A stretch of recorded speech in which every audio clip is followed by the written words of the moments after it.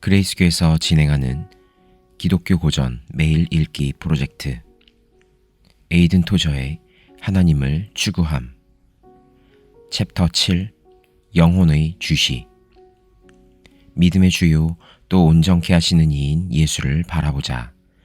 히브리서 12장 2절 말씀. 어떤 평범한 사람이 처음으로 성경을 읽는다고 했을 때 사전 지식 없이 성경에 접근할 것입니다. 그는 전혀 편견이 없습니다. 그런데 곧 활자 위로 나타나는 여러 가지 의미들을 이해하려고 연구하기 시작할 것입니다. 그러다가 진리를 하나씩 발견하게 될 텐데 그것들은 성경의 저자가 성령으로 감동을 받고 기록한 영적 원리들일 것입니다. 그러면서 점차적으로 자신만의 성경에 관한 신조들을 정립하게 될 것입니다. 성경이 실제로 무엇을 가르치고 있는가를 발견하게 될 것입니다. 그 중 제일 뛰어난 것이 믿음의 원리입니다.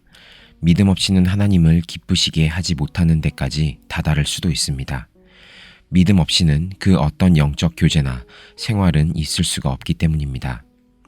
그렇게 읽어나간 성경이 히브리서 11장에 도달하게 될 때 더 이상 믿음을 알아가는 데 관해서 이상히 여기지 않을 것입니다.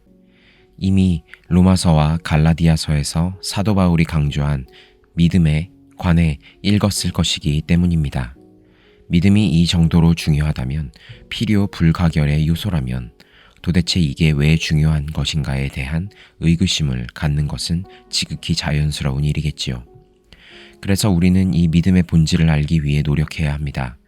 많은 설교자들은 믿음이란 하나의 약속을 믿는 것이라고 말합니다. 하나님을 그의 말씀 그대로 받아들이는 것이죠. 그렇게 믿음의 결과로 기도 응답받은 이들은 대개 자신의 물질적인 것, 즉 그들에게 있어서 직접적인 선물들, 가령 건강, 돈, 육신의 보전, 사업의 성공과도 같은 것들로 증거를 찾으려 할 수도 있다는 점입니다. 그러다 보면 안타깝게도 그들은 믿음을 알기 위해 들어갔던 문으로 다시 나오는 결과가 생겨날 수도 있다는 것입니다. 따라서 저자는 믿음에는 이보다 더 나은 어떤 것이 있을 것이라고 이야기합니다. 성경에서는 믿음이라는 단어를 한 번으로 정의 내리는 곳은 없습니다. 성경은 믿음이 이것이다 라고 사전적 정의를 내려주는 것이 아니라 본질적인 면에서 믿음이 무엇인가를 설명해 준다는 것입니다. 믿음이 무엇이냐 보다는 믿음이 어떤 결과를 가져오는가를 보여주는 것입니다. 성경에서 찾을 수 있는 믿음에 대한 한계적 근거와 힌트는 이것입니다. 믿음은 들음에서 나며 들음은 그리스도의 말씀으로 말미암았느니라. 여기에 대해 토마스 아켄피스는 이렇게 말한 적이 있습니다. 나는 믿음의 정의를 알려느니보다 차라리 믿음을 행하겠다. 따라서 행동으로 인해 경험되는 믿음이 중요합니다. 우리의 사고의 양상은 이론적이 아니라 실질적, 실제적이기 때문입니다. 민수기에 나오는 불뱀 사건을 기억하실 것입니다. 하나님께서 불뱀을 이스라엘 백성 가운데 보내셔서 불뱀 때문에 여러 명이 물려 죽었는데 그로 인해 모세는 하나님께 구하는 기도를 했고 해결책을 주셨습니다. 바로 장대에 놋뱀을 만들어 놓고 그것을 쳐다보는 사람은 살게 해주신 것인데 바로 이것이 믿음입니다. 물린 자마다 그것을 보면 살리라. 뱀에게 물린 자마다 놋뱀을 쳐다본 즉 살더라. 민수기 21장 4절에서 9절 말씀. 이 이야기는 믿음을 통해 어떻게 구원받게 되는 것인지 알려줍니다. 이와 같이 예수님을 믿는 자는 살 것이라고 말씀하십니다. 모세가 광야에서 뱀을 든 것 같이 인자도 들려야 하리니 이는 저를 믿는 자마다 영생을 얻게 하려 하심이니라. 요한복음 3장 14절에서 15절 말씀. 결국 앞서 얘기한 평범한 사람이 성경을 읽어내려가며 깨닫게 되는 것이라고 한다면 바로 보는 것이 믿는 것이라는 사실입니다. 저자는 구약에 있는 뱀을 보는 것은 신약에서 그리스도를 믿는 것과 같다고 설명합니다. 즉, 이스라엘 백성들이 육신의 눈으로 보았을 때 마음으로 믿음이 행해진 것입니다. 따라서 우리는 이러한 결론에 도달할 수 있습니다. 믿음이란 구원하시는 하나님을 향한 한 영혼의 바라봄이다. 시편 123편 1절에서 2절에서는 이런 말씀을 하십니다. 하늘에 계신 주여, 내가 눈을 들어 주께 향하나이다. 종의 눈이 그 상전의 손을, 여종의 눈이 그 주모의 손을 바람같이 우리 눈이 여호와 우리 하나님을 바라며 우리를 긍휼히 여기시기를 기다리나이다. 예수님도 보는 것으로부터 믿음이 오는 것을 여러 번 말씀하셨습니다. 대표적인 예가 오병이어 사건입니다. 하늘을 우러러 축사하시고 떡을 떼어 제자들에게 주시매. 마태복음 14장 19절 말씀. 진실로 주님께서는 그의 영혼의 눈을 아버지께로 항상 고정시킴으로 그의 역사를 행하셨음을 가르치셨습니다. 그렇기 때문에 앞서 살펴본 본문 말씀인 히브리서 12장 2절의 중요성을 알 수 있습니다. 믿음의 주요 또 온전케 하시는 이인 예수를 바라보자. 예수를 바라보는 것, 그것이 믿음입니다. 예수님 바라보는 것을 중단하지 않는 것이 믿음입니다. 처음에는 어려울 수도 있습니다. 그러나 꾸준히 잠잠히 바라볼 때 점점 더 수월해질 것입니다.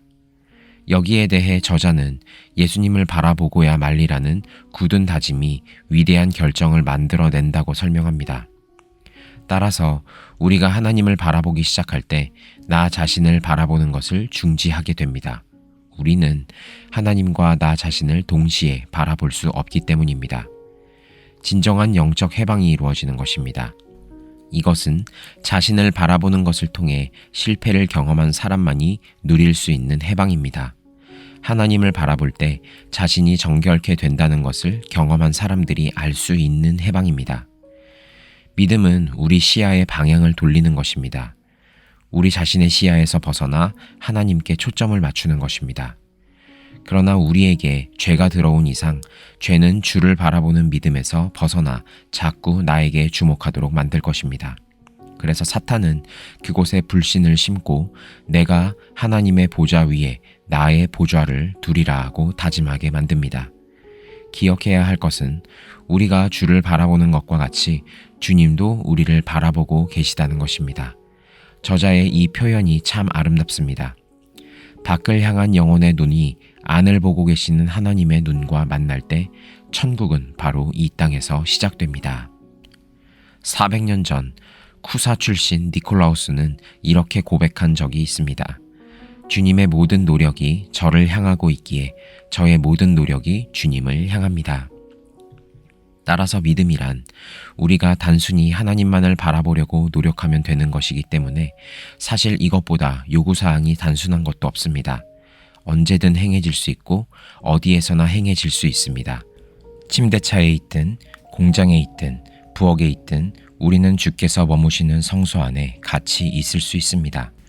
혹자는 그렇게 하려면 수도승이나 목사들 같은 특별한 사람이나 가능한 것 아니냐고 반문할지도 모르겠습니다. 나는 그 정도로 한가하지 않다. 바빠서 그렇게 할 시간이 나지 않는다. 라고 말할 수도 있습니다. 그러나 믿음을 알아가는 이러한 현상은 모든 사람들에게 나타났습니다. 현재도 매번 분주한 일꾼들에 의해 매일 실천되고 있습니다. 어떤 사람도 여기에 미치지 못할 사람이 없습니다. 하나님을 바라보는 내적 습관이 생기기만 하면 됩니다. 그들 모두가 각자의 처지가 다름에도 불구하고 같은 것을 실천할 수 있었던 것에 대해서 저자는 피아노 조율의 예를 듭니다.